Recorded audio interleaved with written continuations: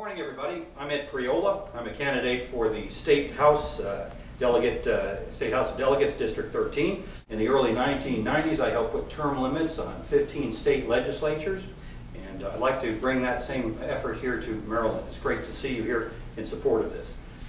Term limits go back to the ancient days of Greece and Rome. They're nothing new, to the republics of Greece and Rome. We placed term limits on our presidency via the 22nd Amendment. Before that, it was a tradition. George Washington established that tradition. Thomas Jefferson supported it, and I think it's good enough for them. It's good enough for us. Like you, I'm fed up with non-representative government, the kind we have in Annapolis today. I believe it's time to return to what our forefathers had in mind when they formed our nation. Namely, representatives that would come to the state capitals, serve for a brief period, and then return to the lives they left behind to live under the laws they passed for the rest of us. As I mentioned, 15 states have term limits.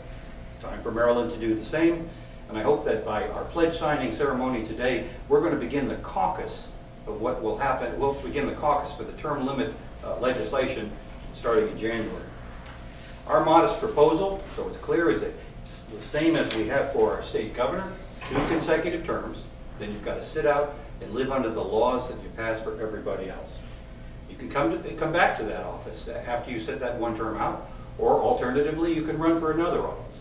A delegate could run for a senator, for example, a Senate position, for example, or vice versa.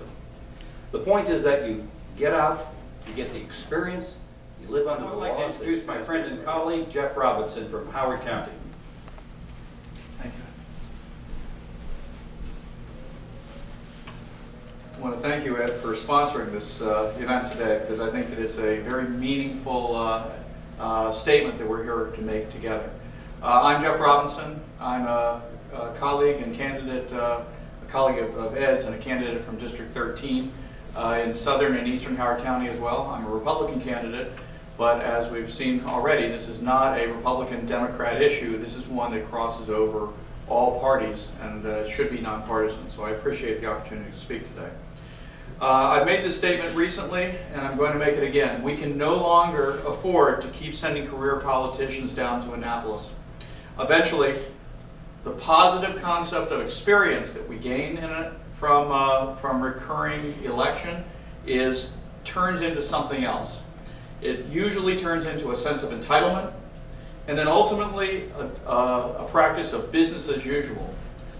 Special interests are what are the problem in Annapolis. Over the years, some of the opponents that I run against have taken large amounts of money from lobbyists on a recurring basis, and then they proceeded to repeatedly pass and sponsor legislation that would support and help those industries from which they've taken money.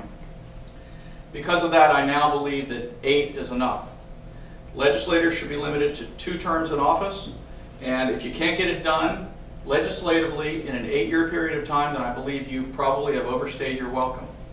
I also believe that that by limiting the influence of special interests in Annapolis, we'll see positive change as far as structural and operational effects are in our government. We will probably see reductions in spending. We should definitely see a fairer approach to regulation as individual candidates are not as influenced by special interests, and as a result, they may look at businesses on a more equal basis, and they may look at opportunities for regulation a little bit more analytically without so much dependency on the special interests. That's what term limits will bring us. So I'll commit today that if I'm elected, I will introduce 2-term limit legislation as one of my first acts, and I personally will serve no more than 2 terms in the House. I thank you for the opportunities again to speak today, and I hope that we see you all down in Annapolis in January.